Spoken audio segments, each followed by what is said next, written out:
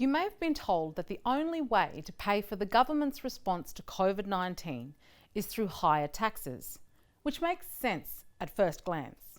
The government doubled payments to the unemployed, funded the underemployed workers to stay in a job, boosted healthcare spending, handed out lump sum payments to anyone receiving welfare, and made preschool free.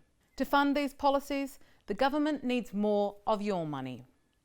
But instead of taxing you and your business into the next Great Depression, research suggests that the government must lower company taxes in order for Australia to survive and thrive in a post-COVID world.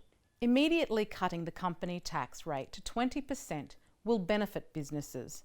It will benefit you and it will benefit your family's future. OECD 2010 research found that corporate taxes are the most harmful type of tax for economic growth. At 30%, Australia's company tax rate is among the highest in the world. Right now, you're either unemployed, employed, a business owner, or an entrepreneur. If you're unemployed, studies suggest that a mere 5% cut in Australia's company tax rate for all companies would increase employment somewhere between 3.3% and 6.6%. If you're currently employed, a company tax cut will raise your income.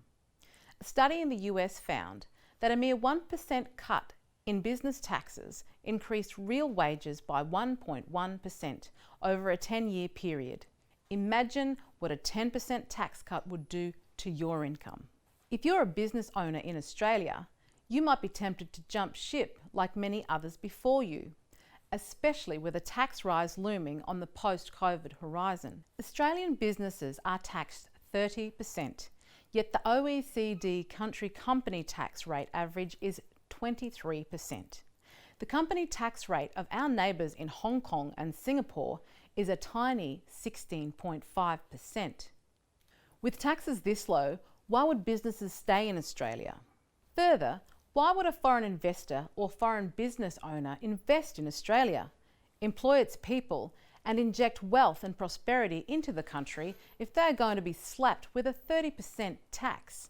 Deloitte Access Economics forecasts that business investment will decline by close to $70 billion in 2020.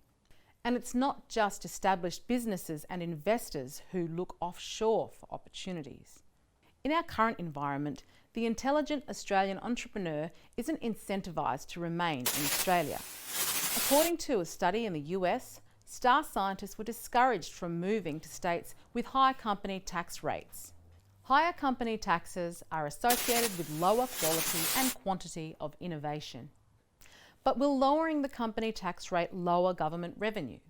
How will we pay for the stupidly expensive policies the government has already implemented? Well, a tax reduction will cause more economic activity, meaning there is a larger profit pool to fund public goods. Research shows that a reduction in company tax causes output increases, more workers employed, enhanced productivity, and an increase in investment funding.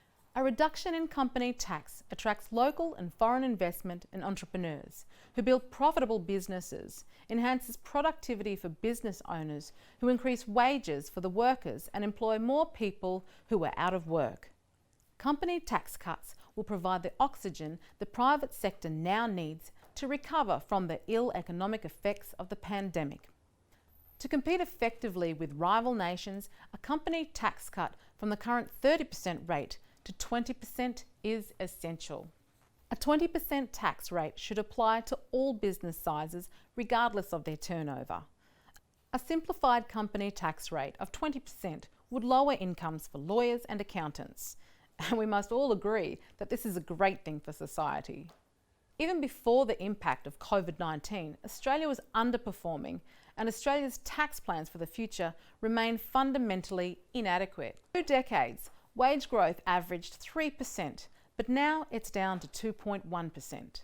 For the past 5 decades, GDP growth has averaged 3.5%, and in 2019, it only rose 2.2%. Company tax relief would breathe new life into the economy by lightening the burden of government on the supply side of the economy, where real wage-enhancing investment decisions are made and most jobs are created. You may have been told that the only way to pay for the government's response to COVID-19 is through higher taxes, but we believe the opposite is true. If you agree that we should lower taxes now, share this video and read our latest paper at cis.org.au, where you'll learn about other policies we recommend that will enhance the Australian economy and the livelihoods of everyday Australians.